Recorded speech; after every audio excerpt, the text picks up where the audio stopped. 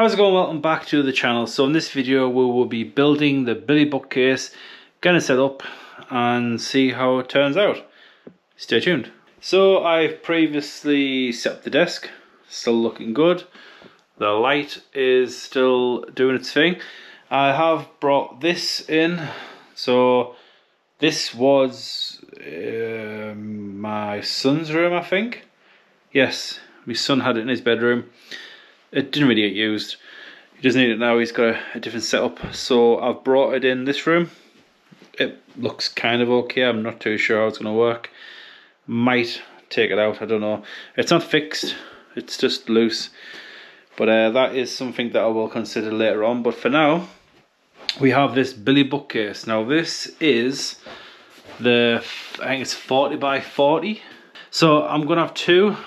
The 80 centimeters is going to go from there to there, and this 40 is going to go from there to there. So that hopefully should look okay. I'm not entirely sure. I've kind of worked it out so that the bookcase comes to about here, just in line with the drawers. So if that works out like that, I guess we'll find out. So the first thing to do is to open this. So easiest way to open these, don't open like this because it will just all fall out. See, it's got the flap at the top there, and it's obviously folded over, so this side here is the bottom, and the idea is you put this flat on the ground and then you can lift up these tabs all the way along and this will fold back on itself. So just work your hand along the seam. It's just some glue. So I have built one of these, but it was a smaller version many years ago, and it's been a good bookcase. It's all the fixings. So that is the bracket to attach it to the wall, which I would highly recommend that you do. These are just fillers, so they don't get damaged. So one thing IKEA do very well, it's the packing. It's going to be straightforward. It's a bookcase. It's an IKEA bookcase. It's going to consist of a carcass. I think the Billy bookcase has a static shelf in the centre that you can't move, and then the rest are just these shelves that, oh this, yeah. So this is either the top, the bottom, or the middle. There will be fixed ones, like so, and then adjustable ones, like this. Not usually a fan of white. I do prefer the black, but I am getting rid of all the black and moving to white. I had the big room before, as I mentioned in the previous videos. Now I've got the smaller room.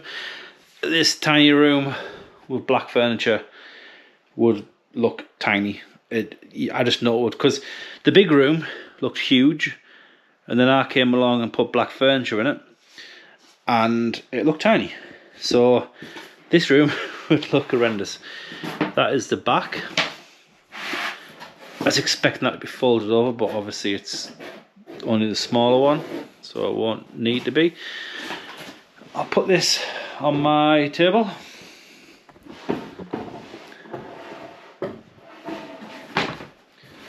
Just want to keep that safe. I don't want to get that damaged, because you will see that. That's like the main thing you see. You'll see the front of the shelves and then that. So you definitely don't want to get that damaged.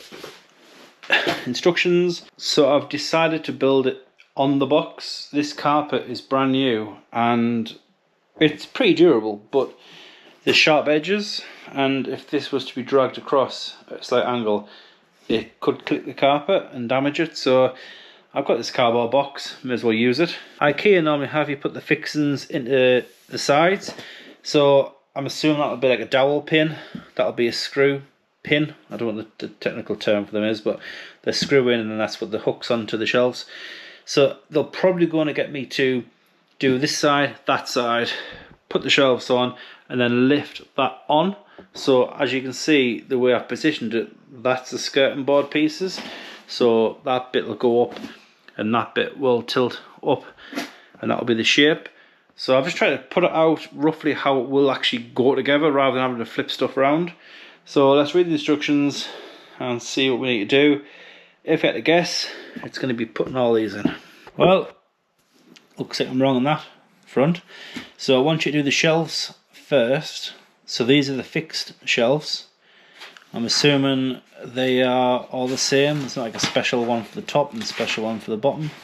Normally it tells you the contents, I think, doesn't it normally? I might just normally, see how it says here like 22 of them and 22 of them, 12 of them.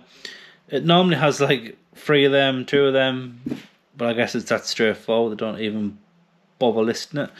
They do actually point out that step. That's what I was just saying there. So them fixings, if you've built IKEA stuff in the past, you will be very, very familiar. It's pretty much all the same.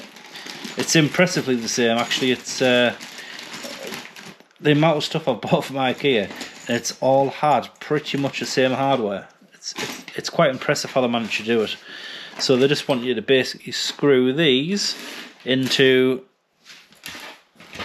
these fixings here, and the dowel pins, which you will put into the shelves separately, which I'm just actually going to put them straight in here. They tell you to put them into the individual shelves. I'm just going to, on this side, going to put them in to this panel, because what they'll want me to do is put the shelves onto this like that, and I'll put the pins on top of the shelf.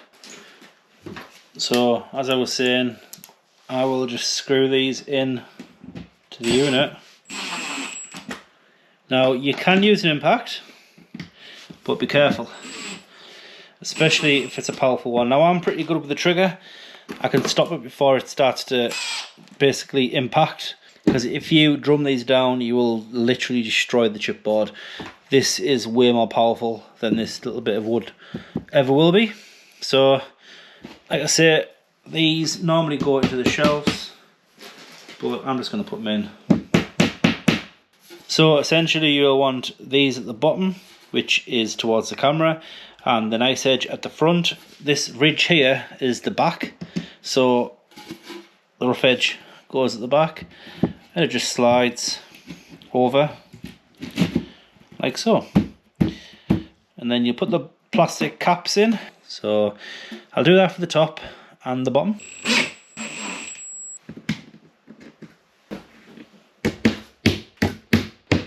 This is the front trim, so I'll just line it up, get that put in like so, and this can go in, and it's as easy as that. Comes together pretty quickly. Now what I will do, and I probably should add, the reason why they probably get you to put these pegs into the shelf rather than this side is that in theory you do not need a hammer, you can just push them in, but sometimes they get a bit stuck, and using the hammer on this, as long as you're gentle, is fine. But if you put this pin in here, for example, and give it a little tap, that's fine. But if you hit that really hard, you're going to blow out the other side. You'll have damage on the side that you can see.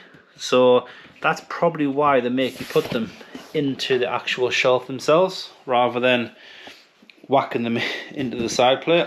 Get the top bit done, and then see what they want us to do next. Probably bring that up on top. This is where we're at. Now, I did actually jump ahead and messed up. So the top one, which is this one here, as you can see, this middle one has the holes facing down. The bottom one, holes down. The top one, obviously you can't see from the top, so they have the holes facing up, I had them facing down. So as you can see here, that way, and the top one has the holes on the other side. So I've just rotated it, and that is now done. The next step is to turn these. Just give them a half a turn until that is straight, and that will be enough. So the next step is to move that, because that is in the wrong hole. That is actually the hole for the screw.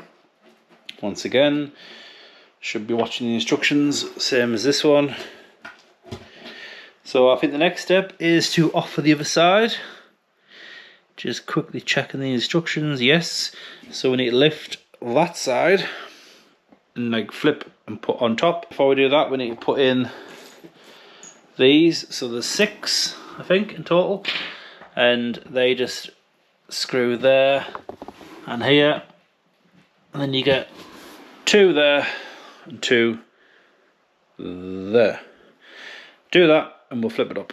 These here are longer than the pegs. If you line up this screw with that hole, and the same for the top, same for the bottom, and then just bring it towards you, it should line up fine. If you try to line the pegs up, you'll have a nightmare because the pegs are shorter.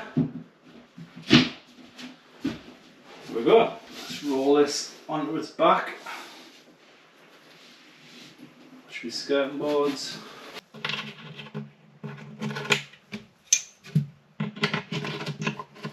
It's 1 and 2. That is now all done. I have flipped it onto its front, so this is the rear.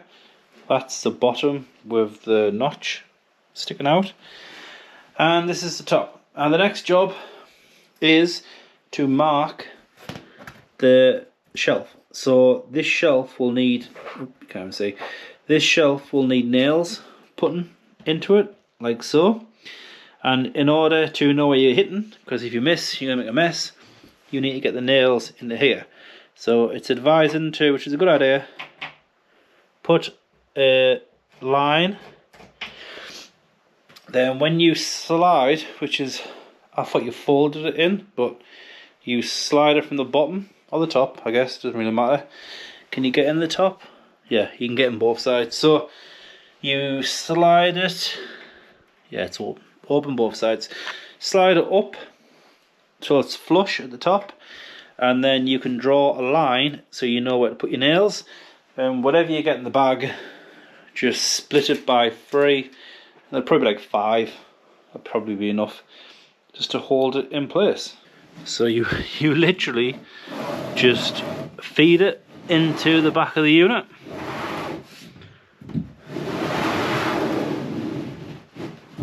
And go to the top. Make sure that is nice and flush. Do be careful because there's a lip on the bottom. That's fine, no one sees that. But you do not want a lip at the top, because when you look at your bookcase, you'll see that. So just make sure it's just below the top. But I would think IKEA, being as good as they are, that would be a perfectly straight line. When you offer it up flush on this side, well, a mil out, it's probably 2 to 3 mil on this side. Now, it's not a huge amount, but literally all you need to do is just pull it up a little bit, just to literally bring this side up and that side stays still, and look at that, it's almost, that's perfect. It's flush and flush. So that to me is, well, hopefully a square unit. Now if you just got one, you're probably not going to have any issues, but if you have 3 or 4 of these in a row and each one's out by a few mil, it's going to look pretty messy. You're going to notice it, I think. So just to keep things where they're at, I'm going to put a tack here, a tack there, go to the bottom, put a tack, then I'm going to do my full line across the middle, come back and then fill these in at the top and bottom, and that should be it. There's enough nails to put 6 in every run, so 6, 6 and 6. I'm glad I did that, because when I put that nail in, it moved again, so I managed to correct it. That's nice and square. Use a straight edge, this will probably do. Just basically put that there and draw yourself a line.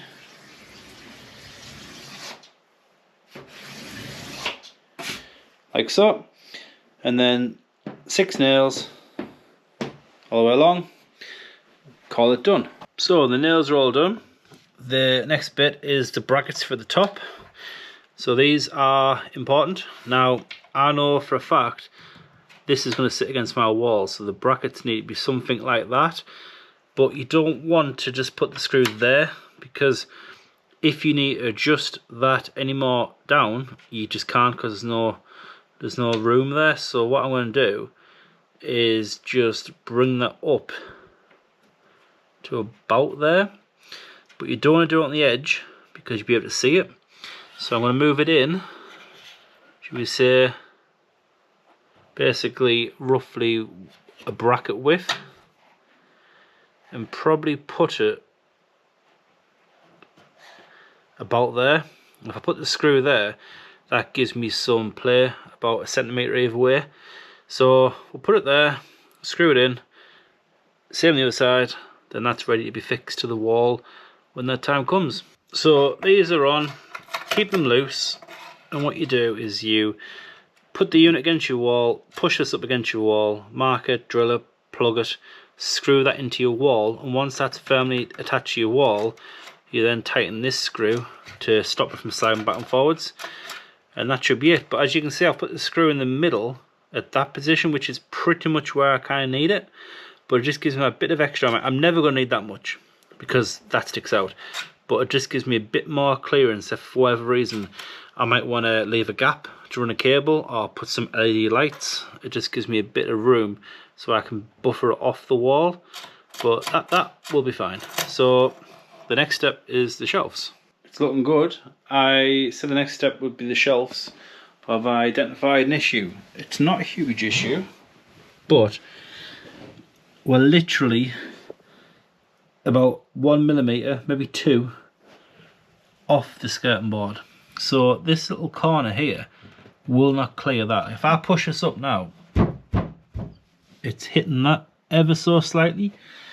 Now this carpet is thick, as I've mentioned before. It will compress down, so if I put pressure on the inside of the cabinet, it actually goes down another millimetre. I probably need to cut out probably something like that, and that'll just give me a bit of clearance. I'm not going to fix it just yet because I'm unsure if I'm going to have this on the left and the bigger one on the right, or the bigger one over here and the smaller one on the left. Haven't quite decided yet, so that'll be at a later date, but I will need to cut that down. But I'm not even going to do that in this video because I will have to do the other one, so I may as well do them both together. The last step would be basically grabbing these fixings. Now this is another issue. I do not know what I want to display in this case yet. I mean, I might want to put something really tall here and then a bunch of really small stuff there, and I don't want to show you in case it does damage them. But on the last bookcase, basically you push this in and you want that facing up, but I found when you pull them back out, it kind of like doesn't destroy them, but it puckers like the cover, and it stands out. These are all nice and sharp and smooth. Once you put one of these in and pull it out, it has a bit of a defect. In fact, you can I've just literally just tested the waters there with that, and it's actually lifted a bit of the cover. I will go and grab the other one, which is the bigger one. I'll probably do a video on that, but in less detail. Just kind of fly through it and kind of get them up. We'll get the bottoms chopped out, get the shelves positioned where they need to be positioned, and hopefully can start wrapping this room up. So for this video, we'll call this one here. I will do the next cabinet in the next video. It makes this video much shorter, otherwise it'd be probably too long. So like always guys, thank you for watching. Like, comment, subscribe, and I'll catch you in the next one.